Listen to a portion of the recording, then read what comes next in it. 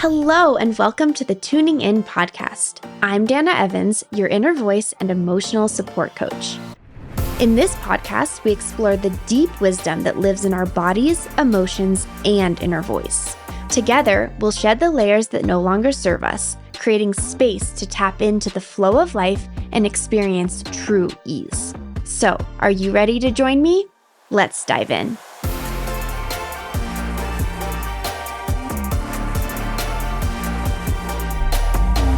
Hello, and welcome to another episode of the Tuning In podcast. Today, we're talking about the messy middle, and I'm here to give you an energy update from last week. So let's get into it. I'm sharing some really fun stories of cleaning and organizing, which, as you all know, is a big theme of this podcast: cleaning, organizing, making space, listening to the body, following the rhythms of your body and your energy, and of course, your emotions. And guess what? It happened. So one of my favorite mantras is the energy always returns. And I really had to adopt and believe and embody this mantra back in 2019 when I first started getting deep into my inner voice and into human design and learning about being a projector and just really doing the sloth experiment, which is well documented on this podcast, where I leaned back, I slowed down, I softened, and I listened to my body. And I didn't act or move or initiate until my body gave me the go-ahead.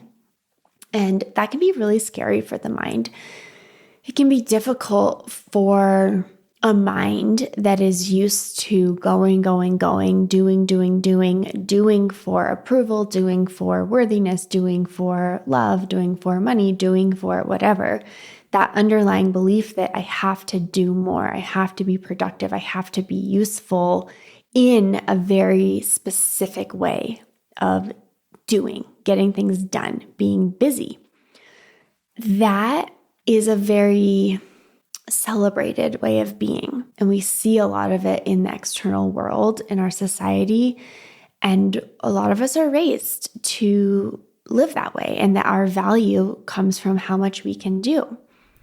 And so when you embark on your own sloth experiment, when you embark on an experiment to slow down, you're confronted with the beliefs that you've been conditioned to have of what it means to be a human. Like, are you allowed to sit down and rest? Are you allowed to pause? Are you allowed to be unproductive? And can you still be loved? And can you still be worthy? And, right? So it's very difficult for the mind to slow down. And the other thing that comes with slowing down is, drum roll, you're also confronted with yourself. So the old beliefs that tell you you need to be busy and productive in order to be good show up, but also being busy, being a to-do maniac is a really effective way to avoid feeling. It's so effective. It's effective in two ways. One, because, well, I'm too busy. I don't have time, right? So it's like a very practical, seemingly logical thing. It's like, well, I don't have time to feel. So when I have time, of course, I'll go into it. But it's also really practical because it feels like and it looks like you're doing something important. When you're busy, when your life is so busy, when your life is so full, when you're so busy doing things, that seems like a good reason, right? It seems like a really productive reason. Well, I'm being productive. So it's easy to trick ourselves into thinking that because we're so busy, we're good. And because we're so busy, we don't have time because we're doing more important things. We don't have time to stop, look, and listen. We don't have time to listen to our bodies. We don't have time to slow down. We don't have time to feel. We don't have time to process that thing that keeps trying to come up. So we keep pushing it down and avoiding. And we get busier and busier and better at doing until the body can't handle it anymore. And then what happens? You get sick, you get injured. Life steps in to slow you down.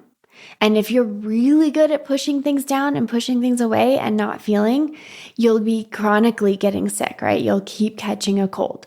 You'll keep getting injured at the gym. You'll keep having things step in that try to slow you down. And the more you push through, the more you resist, the more it will persist until you get to a point where you can't fight it anymore and you slow down enough to feel. You slow down enough to check in and listen to your body. Ooh, that was a big little tangent there. That's some big lessons that I've learned over the years since I started the sloth experiment. And one of the mantras, okay, here's where we're tying this together. I learned to get really, really almost too good at slowing down, at taking time, at taking space, and trusting the energy of my body. And one of the mantras I adopted was the energy always comes back. And it does. So if you're feeling low, if you're feeling heavy, if you're feeling slow, know that it is temporary. And I can attest to that over and over and over and over again. And the more I trust that the energy will return, the less resistance I then have in the slow or the low. And it means I get more out of the slow and the low, right? It is there for a purpose, just like the season of winter is here for a purpose. You have an inner winter where your body needs to process. Your body needs to do all the things I talked about last week, right? Review, reflect, reorganize, reset, restore, revive so that you can reemerge as this integrated self. If we're always on, if we're always go, if we're always doing, if we never have slow, if we're uncomfortable with downtime, if we're uncomfortable with alone time, if we're uncomfortable in the pause, then we actually don't grow the way that we're desiring. Our souls desire to grow. So a lot of times we can think, well, I'm doing my way into growth. And it's true. Action is extremely valuable and useful, a useful skill to have, to be able to take action and do. And I think a lot of people are really good at the action part. But where they hit a ceiling, where they plateau, where they even bottom out from action is that there's no relief from the doing. There's no pause from the go. And so how are we to learn lessons? How are we to integrate and gain perspective on our lives if we don't have time to pause and reflect? Even the new year, right? There's so much push at the end of December and right away into January. It's like this new year, you got to reflect, you got to reflect, you got to reflect so you can move forward, you got to reflect so you can move forward. Okay, the sentiment's there, but even that energy is a rushed energy. It's like, got to get it over with so you can move forward. In my experience and my perspective and belief is that that isn't as effective as the natural rhythm. And we need more than one day a year to reflect. We need a lot of time. Our bodies need a lot of time, and everyone's body needs a different amount of time. Of course, your body knows, but we need time and space to be able to reflect and integrate, to be able to really, truly process. If you've ever been in a difficult situation, a difficult relationship, and you close that out, you can feel it's almost like whiplash. You're like catching up to your own reality of like, wow, what just happened? Where am I? Who am I without this person? Who am I outside of that situation? What lessons have I learned? What damage has it done? How do I repair that damage? What is my body needing? And I'm like picturing like any romantic comedy, right? Any of those movies where they break up and all their friends are like, I'm setting you up an online profile. You got to get out there and date again. And the person is like usually resistant to it. And I'm like, yeah, let them freaking pause. Let them step away and process whatever they just got themselves out of before throwing them back into the pen, because that's how you grow. That's how you evolve. That's how you shift your standards and you elevate yourself in the processing time, in the slow time, in the low time. And the less you resist it, the more you'll get out of it. Because I've been in many slow or low times when I'm like, something's wrong with me. What's wrong? I'm never getting out of this. I'm stuck. I'm stuck. I'm stuck. And what happens is it creates like contraction and like tension in the body of like, I just need to get out of it. That's then putting mental pressure on the body of like, you have to relieve me of this, versus putting trust on the body saying, I know you're handling something deep inside that I'm not aware enough consciously to be able to deal with. So thank you, body, for handling what needs to be handled so that when the time is right, I can emerge as a new, more integrated version of self. So the trust allows the body to do its job. And when the body can do its job uninterrupted, it's really freaking effective. And sometimes that means you emerge quicker. I've definitely had those experiences where I'm like, oh, like this didn't take so long. And sometimes not. I was very much not in resistance for end of December. Oh, it's 2/22 right now. End of December into January. I've been calling it 6 weeks. And I think it has been. Yeah. The last 2 weeks of December, 1, 2, 3, 4, 5. Yeah. So it was basically 5 full weeks because my energy came back last week.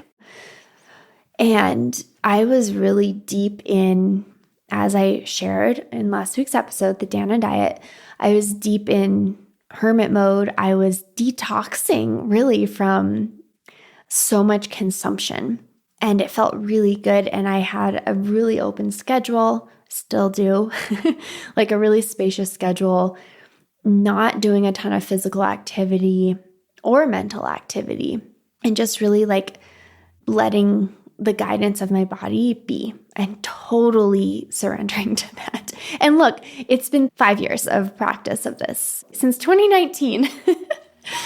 So I've had a lot of practice with this, and the mind always wants to resist and fight and doubt. But I have learned enough over the years to know that it is so worth it to give in and to soften and to trust. So it was so interesting because I recorded on Wednesday last week. And one of the things I said in my recording is I had just tidied up my office, and that was a huge amount of energy. Like I was really in a time of feeling quite lethargic, or like emerging from a time of feeling quite lethargic, and basic things were challenging for me. I'm just going to be honest. Like one of the weeks when I had gotten back from my parents, I was doing this wealth embodiment flow with Victoria Washington, and I was doing her 5-day practice, and I kind of got sick. Not like practically sick as in like I had a runny nose or a sore throat or I was nauseous or anything like that, but my body just tanked. And it was like an energetic sickness where I was confronting so many old money stories, and like I was in my body. Her whole work is really processing through this by using your body. And so I tanked so much that it was hard to like wash my face. And I remember texting my magical morning partner, Candace, and I was like, I haven't washed my face for like 4 days. Even when I'm like really sick, even when I haven't showered for many days, I always wash my face, either morning and night, or just at least before bed, I wash my face. So like she knew, she's like, oh my God, that's like a huge deal if you didn't wash your face. And I'm like, that's how little energy I have. Like it felt like an emergency every night to get into bed. I was like, I have to get into bed. Like I brush my teeth. Okay. I brush my teeth at night, but it was like an emergency. So that was like a low. And I just knew that so much was happening in my body at that time. But it's really been powerful to build that trust. So like last week when I was recording, I just tidied my office, which was a big energy push. That's why I told that whole story. And then I shared how I still had all of these things in our house that needed like a deeper level of cleaning and organization. That I had 2 closets, a coat closet and a linen closet, and this cupboard in my office. And I remember specifically saying, I don't know when, I know it will happen. There will be a moment it clicks and I'm ready and I just handle those things. I'm like, but the moment's not now. Well, guess what? The moment came the next day. The moment came on Thursday. I cannot believe how much energy I got. Thursday is like the energy kicked in. Friday, I went bananas. It's hard to remember, like when you've been in a low energy place for a period of time, it's hard to remember when the last time you felt really energized. I swear it's been years. But I don't know if that's actually true. I think that's probably not actually true, but the level of energy I experienced from Friday through Tuesday, so it was 5 days of energy, I'm like, do people live like this? What is this sorcery magic that is coursing through my body? It's so powerful. And I actually think in reflection, someone asked me the question, they said, hey, do you think the energy had anything to do with the 5-day wealth embodiment practice? And I was like, oh shit. Yeah, actually, I moved a lot of energy out of my body. And I think I didn't even make that connection, but I very much do think that that was part of it. So it all started with a sticky note. Friday morning, I was on the couch, like, I don't know, I was on my computer or reading or something. And John came in and said, do you have a sticky note? And I was like, yes, we have sticky notes. So I go into my office, my tidied office, and I open the cupboard. Oh my God, this cupboard was terrible. I need to post before and after photos.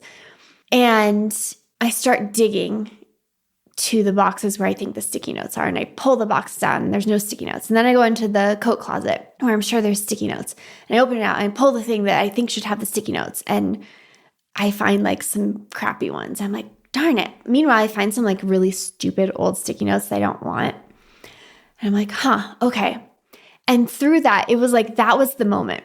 I go back into my cupboard and it's packed with books. I shared this last week too. And in that moment, it's like, click, I need a bookshelf. And I literally said on last week's podcast, I said, I'm not ready to go there and like buy nice bookshelves and like design my whole area. You know what? That's still true.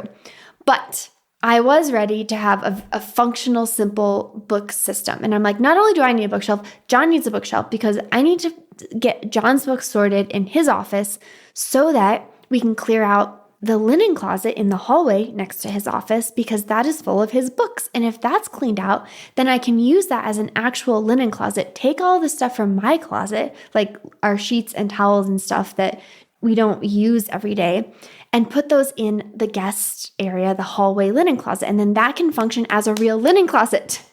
And then my closet can have more space to store clothing, which we actually need space for. But it was like all of a sudden, everything was clicking. So I literally just went online and I ordered bookshelves. I ordered they're cheap. They were like $25. I ordered white cubes. So like a 6 cube, a 9 cube, and then 2 3-shelf bookshelves that were to go in John's office. And that day I went and I picked them up. And while I picked them up, I also picked up some under sink organizers because all of a sudden I had the vision. It was like everything clicked. I was like, okay, here's what needs to happen. The cupboard in my office needs to be cleaned out. I need to organize all of my books. The hallway coat closet needs to be completely emptied out. And that needs to be functional. Under the laundry room sink needs to be clean. That was like a total dumping ground for anything and everything. The hallway linen closet needs to be organized. John's closet was organized in his office, but his books need to be put on bookshelves and then under the kitchen sink. Okay, so that's 7 projects. But it all came into play clear, like how everything was related. So I order things for under the kitchen and the laundry room sink. I order the bookshelves. I freaking drive there. I pick everything up. Actually, I drive there to have it delivered like into my car because I ordered it online for pickup, only to arrive and realize our trunk was full of our ski stuff. And I totally didn't realize. So I drive home, unloaded everything. While I unloaded everything, I decided to tidy the whole ski and garage situation. What? And I'm like, well, since I'm here, and I like did like a rapid, very effective like tidying because it was hard to like get in and out of our car because there was stuff on the side. And it was like our ski stuff wasn't in a nice store. So like I got all that sorted. Then I get back in the car. This is me who like barely wants to run one errand in a week. Okay. Get back in the car, drive back to do all the pickup stuff, go to a bookstore, pick up some books, like do all these like errands. I'm like, who am I? Including like stopping and getting cacao at this great little cacao shop called Kakawa, I think it's called. It's this like amazing little cacao shop. Okay, I get hot cacao, sit there and sip it casually, relax, come home, and then this all did happen on Thursday. I'm sorry, my timeline. This all happened on Thursday. I come home and start the project of my office. Okay, what do I start with? I start by emptying out the cupboard. This is the beginning. And assembling the bookshelf. So I assemble the bookshelf, I empty out the cupboard, and I actually get all the books into the little 6-cube bookshelf in color order. And that was really satisfying. But then the floor was covered with things. And at this point, it was like 6:30, and I was like, uh-oh, I've run out of steam. Usually I push through with projects like this because I just want them done. But because I had started late, I was like, I can't. I'm really exhausted. So I literally left my office in a complete mess, which is the messy middle. I remember looking at it and thinking, this is the hardest part of any part of a project like this, whether it's an emotional experience or an actual organization project. It's the messy middle. It's where you don't have all the momentum that got you started and all the excitement. You've started to do like the drudgery, the trudging through the really intense, deep work. And then you can't just do it forever, so you have to pause. And for me, this has been a big lesson over the years of like, the messy middle is okay and essential, and it's allowed. So I closed the office door, I went to bed. The next day I got up, and guess what? I didn't have the same momentum that carried me through the day before. And I looked at my office and I was like, I cannot. My body was like full on no. It was in full resistance. And I'm like, okay. And so I was talking to John about it, and he said, well, just start with something simpler. And I was like, ooh, simple. This is good. Okay. What's simple? I will start with under the laundry room sink. So I pulled everything out from under the laundry room sink. It was like paint cans, plastic bags, like shoe covers. I mean, it was anything and everything. And I was like, this does not work. So I pull everything out. And then I realized, you know what I want under the laundry room sink? I want it to hold laundry stuff and cleaning stuff, and that to be it for that zone. So guess what? In order to do that, there was a bin in our coat closet in the hallway. It was a big bin of cleaning stuff. I'm like, okay, in order to know everything I need to do for the laundry room, I have to pull out the cleaning stuff bin. So I pulled this giant bin out, take everything out of the bin. Okay, messy middle. This is hardcore messy middle. Take everything out of the bin, and I'm like, oh God, okay. And then I realized, oh, I also have cleaning stuff under the kitchen sink. So I pull all that stuff out. So now I have under the kitchen sink, the coat closet, everything in my office, and everything from under the laundry room sink are on the floor in our house. And this is the breakdown part where it's like you started crying and everyone's always afraid that they won't stop. Like, this is the part where you remember, like, this is temporary. This isn't forever. And there is a brighter other side, and it is on its way. God, you have to remember that at this point in the messy middle. So I just do what I do best, which is sort and categorize, sort and categorize, sort and categorize. In fact, I should say that before I closed my office down the night before, I did put things into rough categories. So there's like a category of like stones. There's a category for like scented things, category for candles, a category for office supplies, a category for craft things, a category for papers. So I had to break things up into categories. So that's what I started doing with the laundry room. So I broke it up. It was like things that need to go into the garage, cleaning, things that are duplicates, things that are trash, like boom, clear that out. And combining, right? I love combining. Marie Kondo always had you do that. Like, she actually didn't have you go room by room. She has you go category by category. So it's like, take all of the clothing from every closet and put it together. Take all of the books from the house and put them together. I kind of do a merged version of that. So I did all the categories, and slowly but surely, it feels good to get rid of things. It feels so good to get rid of things, and that's progress. Plus, I had boxes everywhere because I was assembling these shelving systems. I bought like 5 shelving systems, and the boxes are really annoying. So from there, get the laundry room all sorted. It's beautiful. I made even like a little cleaning caddy for when we've got to clean the bathrooms. It has like the sponge, the rubber gloves, the scrubby, the powder, the spray. So that's like a little caddy that we can just pull out right from underneath the laundry room sink and like take into the bathrooms to clean the bathrooms. Like function, function, function. So delighted. So that happens, which then clears up a lot of space. So then it was quite easy to put under our kitchen sink back together because that didn't have that much anyway. We got rid of stuff, did a little sorting there, boom, boom, 2 projects done. And that had cleared out most of the coat closet. So all of a sudden, I just had to pull the rest of the things out of the coat closet, do a little sorting, assemble the 9-cube shelf that goes in the coat closet. Boom, coat closet's done. Okay, now we have the office again. And I wasn't ready to do it. And so I was like, okay, messy middle, going to bed. I went to bed. Next day, guess what? Boom, no energy. I think I hadn't slept well, and I think it was Saturday, and I was like, oh my God, this is terrible. And I remember thinking in the moment, I was like, my office is literally never going to get done. Like, it's never going to happen. It's never going to get done. The laundry room's clean, under the laundry room sink's done, under the kitchen sink's done, the coat closet's done. I'm never going to be able to finish my office. It's so big. It's so overwhelming. And I remember thinking like, all the energy's gone. What if all the energy's gone? And that's, again, a fear. That's like a mind fear of, it's okay, it's okay, it's okay. The energy always comes back. And I also remember kind of wondering, like, why is this such a big deal? Like, I wasn't consciously totally sure. I'm like, I kept looking at my office. I'm like, it doesn't even look like that much stuff, right? I just need to like tidy it and put it away nicely. Well, the next day, I wake up and guess what? I'm ready to do my office. And what happened is I start going through things. I grab all of the boxes of sentimental things. And this is when I realized that my body knew way more than my mind. My body was resisting at first. It was like, we're not ready yet because we need to be really well rested in order to handle this. Because I wasn't just tidying and putting things in categories and putting them away. No. What I was being asked to do this time is something with my office stuff that I haven't done in years. And that assignment, that task, was to really, truly go through everything.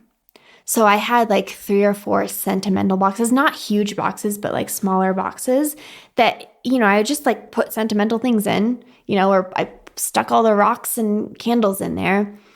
And then I would like take them wherever and then just keep them in the box. But what I realized was, no, now is time to unpack the baggage. Now is the time to go through every single thing. And guys, I had so many notes, so many pieces of paper from like middle school. I had printed AOL Instant Messenger chats that I read through from 8th grade. My username was TalkQ13, which was Talk Queen 13. I read through those. I had all of these notes that I'd like passed in class, which mentally, I thought these were all like deeply sentimental things they had to keep. But you know what was crazy? When I read through them, I was checking for any, I'm like, if I'll keep them if they're still relevant, but they weren't. None of them gave me any feeling or charge. Not none of them, most of them. So I'm reading, releasing. This intense emotional load that is being released and cleared. It's like we think about in our bodies, we carry our emotional baggage, right? That is so much of the work that I do. It's like we got to clear the emotions. We got to get into the physical body. We got to get into the fascia. We got to get into the aura. We got to get into the energetics, the past, the present. It all happens in the present of like, and releasing that baggage. But literally, there's a very physical side to this besides your fascia, which is why I have this idea of doing a VIP day where I do I come to your house and we do a physical clear out project because we have physical baggage as well. I was literally carrying this baggage. It was emotional. It was sentimental at one point with me everywhere I went.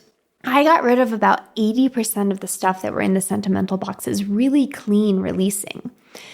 And then I got it all down to 2 small boxes. One was like mostly photos and like concert tickets, which I still find fun to look at, and like movie stubs. So I find those fun and enjoyable. And the other was a lot of cards that friends had written me. A lot I released and got rid of, but a lot I kept. And some gifts and notes from people. But the thing is, the things that I kept, I got to read and re-enjoy and then store. So they got to breathe, they got air, they got space, they got to be seen and felt again. And the things that I no longer needed, I got to feel and release those cleanly. I mean, it was super energetically and emotionally exhausting. And then I went to the next level. I mean, guys, I was fixated. It's all I could think about. It's all I could talk about for days.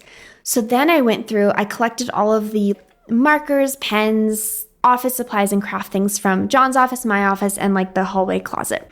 I brought all those into a pile. I don't know if you'll believe this. We had so many of these things.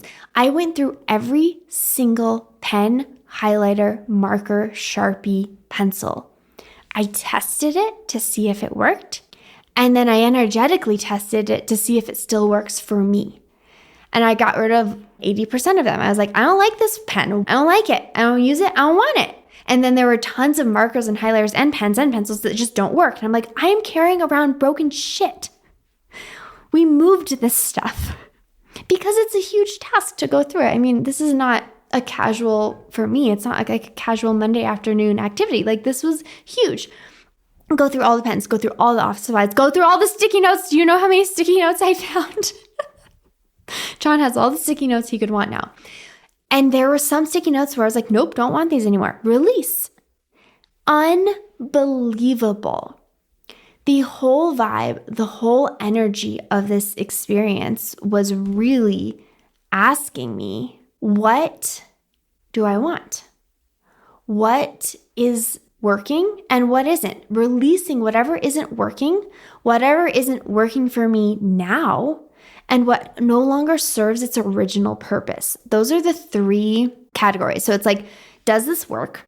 Does this work for me where I am now? And does this still serve its original purpose? And do I still find value in that?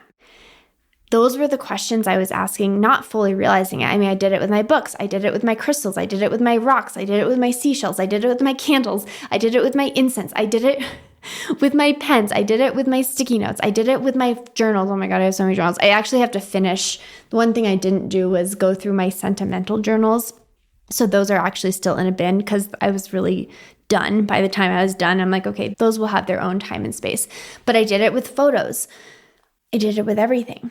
And so asking yourselves those questions, does this work? Does it work for me now? Does it serve its original purpose? And is that purpose still valid?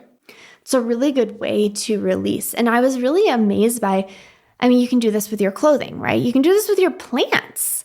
I see no end to how this can be done. Like I remember thinking I was done and opening the drawer to my desk and be like, no, there's more stuff. And my mind was like, no, we're not doing it. We're not doing it. I was like, yes, we are. Because I want everything to be clear. I want everything to be clear, clean and clear.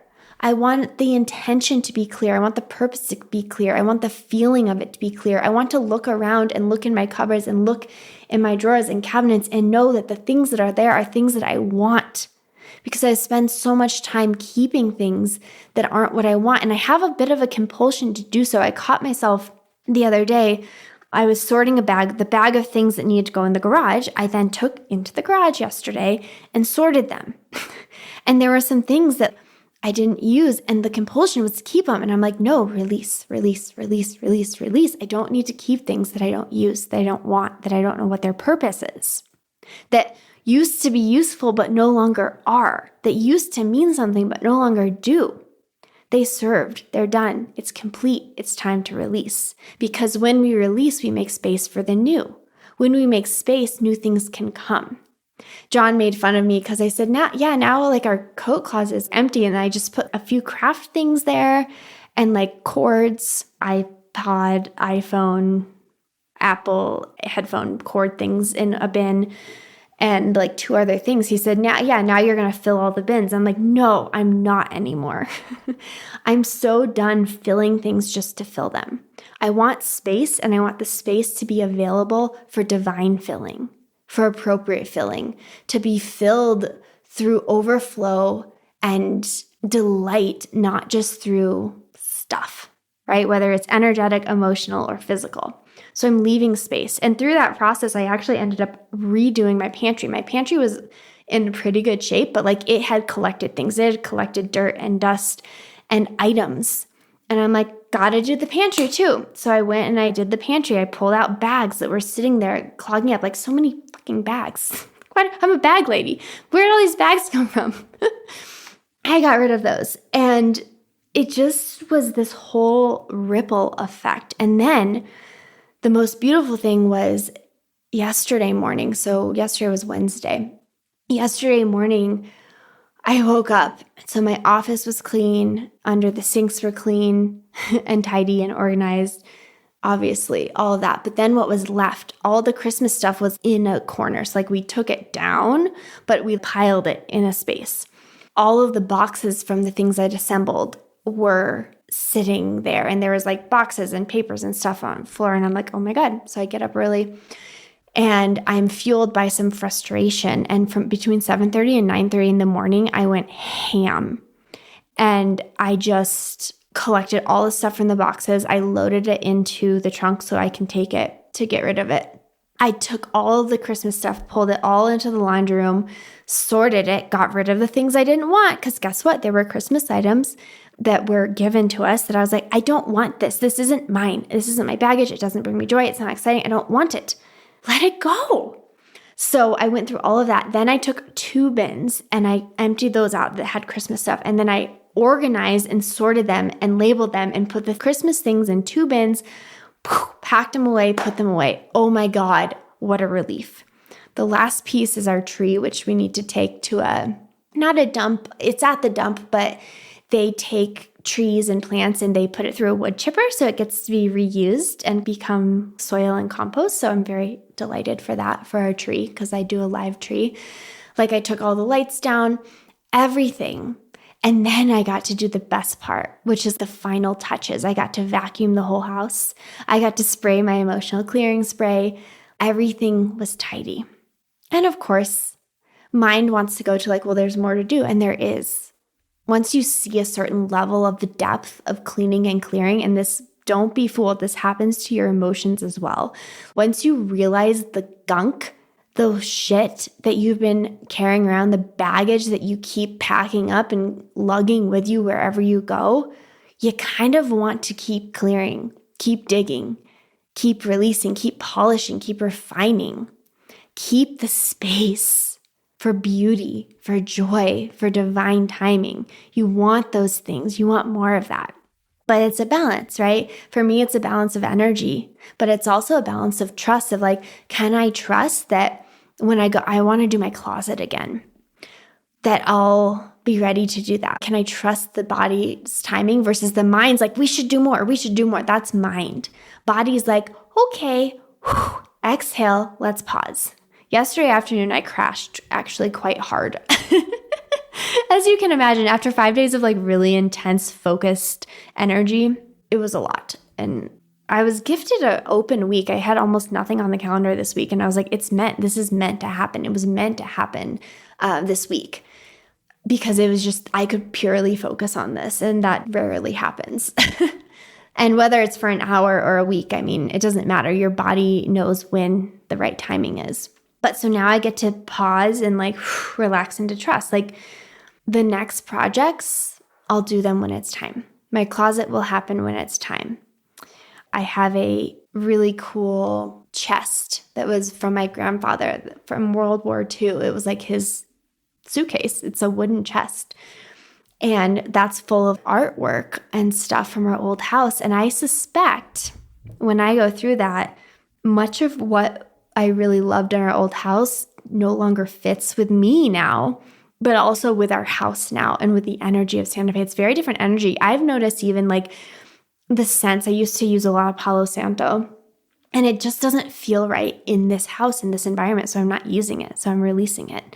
Incense, candles, things like that, like they don't fit anymore. They fit our old house perfectly. They don't fit our new house, our essential oils. So I'm having to like attune to that as well.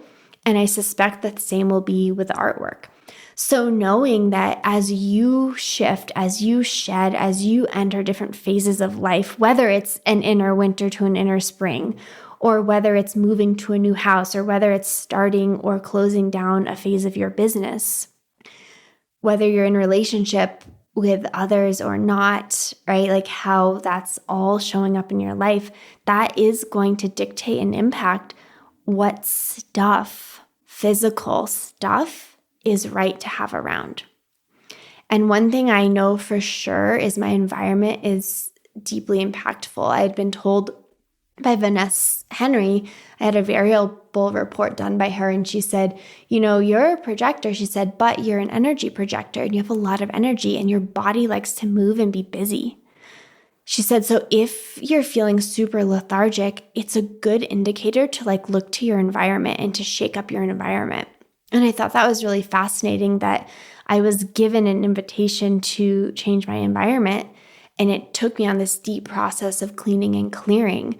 And now guess what? I'm having these ideas. I'm having more momentum. I'm excited to record the podcast. I'm excited for 22 Days of Inner Voice. I'm excited for Emotions Decoded, the audio program, right? I'm excited for these new offers. It's like the energy's coming. The energy's here because I shifted and shook up the energy. All that heavy laden, energetic, physical stuff that was laying around my house, it was weighing me down. And now I'm releasing and clearing that. And there's more to come, but I can feel the levity that comes with the release. And just FYI, that is exactly what everyone feels when they do an emotional clearing. Like when you get into it and really get your hands dirty and dive in and you go through the emotional arc, right? You go from the anxious, numb area to the peak, to the messy middle, right? The real intense part. Then you come down to the other side, you feel stillness, you feel peace, you feel levity, you feel joy, you feel ease.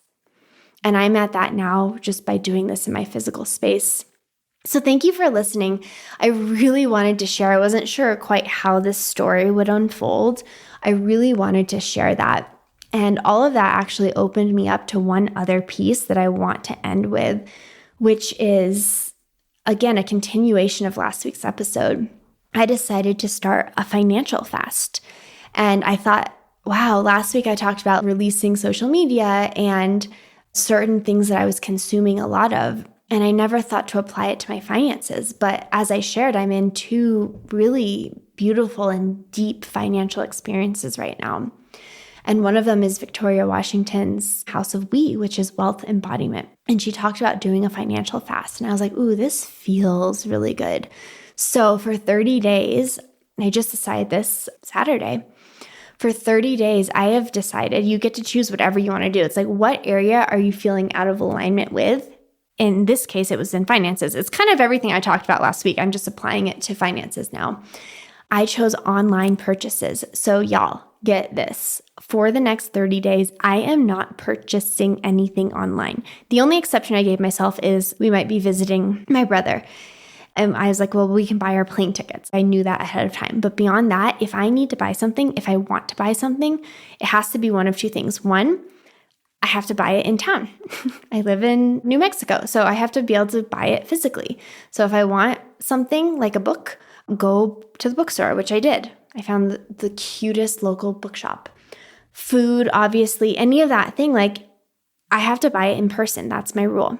And then if there's something that I want online that is not available in person, then I'm putting it on a list called things I want to buy. And this is really powerful because one, it allows me to circulate my money into my local community, which feels so good, right? I can support local people. I'm not buying from Amazon, right? I'm buying from the local bookshop. That is a huge difference in energy in terms of where my money's going. Two, it requires more of me, right? If I want to buy something, I just have to get up, get ready, go into town, go drive there, find it, buy it, right? There's a bigger energy contribution that's required by me. And then three, it's giving me a lot of space between the things that I want to buy online, which I've been playing with this list for a while, but it's doubling down on that. So I'm just capturing the things I want to buy. And I put the link and I put them in a list. And what I've noticed is the longer I wait, the more I look at the list, the less things on the list feel exciting. And so what I do know is by the end of this fast, and as I move into February, I'm not going to buy everything all at once. I can really look at wow, the things that are left that I actually want, must be really deeply meaningful because I still want them after so long, 30 days, 60 days, 90 days. So it's giving a lot of space so that I'm not buying out of an emotional response. I can feel it. So I'll be like, I did a big energy release today. And then afterward, I was like, oh, I want to buy this thing. Like I can feel that spark of my body's like, this will regulate me. And it's like, I get to regulate me, not by purchasing, not by eating, it's like I get to regulate me. So it's a really powerful shift. And it's kind of that next level. I'm clearing out. I'm making so much space. I don't want to add things into the space right now. I want to sit in space before bringing new things in. So it's really divine. I just could never have planned this, FYI, that literally last week I was saying how exhausted I was and how there were these projects that I was thinking about and I didn't know when or if I'd get them done or how. And literally the next day it was this whole shift triggered. And I am not kidding, guys. I feel like a totally different person from last week. I feel like I completely shifted and released and shed and have emerged. So just remember that that's there for all of us. We're all just one step, one word, one day, 1 hour, 1 week away from radical shifts. That is how it works. It's it's not there and then it's there. You don't have the energy and then you have the energy. You don't have the idea and then the idea shows up. You're confused and then you're clear. You're exhausted, then you're excited, right? You're low and then you break through and you're high and then you go from high to peace. And so remember that we do have so much access and so much is always happening underneath the surface, behind the scenes, which is why the power of rest and space is so beautiful because it deepens and facilitates and helps us break through. When we rest, we allow for the breakthrough to come. And the trust in the unknown, the trust is the leap of faith that says, whether it's a day, a week, or a month, or a year, I don't know. I know that it's making me what I'm becoming. I know that it's fueling my transformation and my change, and I know that there is light on the other side. Woo, we've been talking for a while, so this was a long one. I have a fun episode next week. I think it'll come out next week. I haven't recorded it yet, but the idea popped in this past weekend, and it's going to be called Befriending Your Body. I have a lot to say about that. So expect that to come next week. And thank you for tuning in. Thank you for joining me in another episode of the Tuning In podcast. If you loved this episode, please rate and review it or share it with a friend. If you want to go deeper into the realm of emotions and learn the language of your body, check out my audio course, Emotions Decoded, at alignful.com/audio. As always, you can follow along with my journey on Instagram at Dana_Evans. See you next week.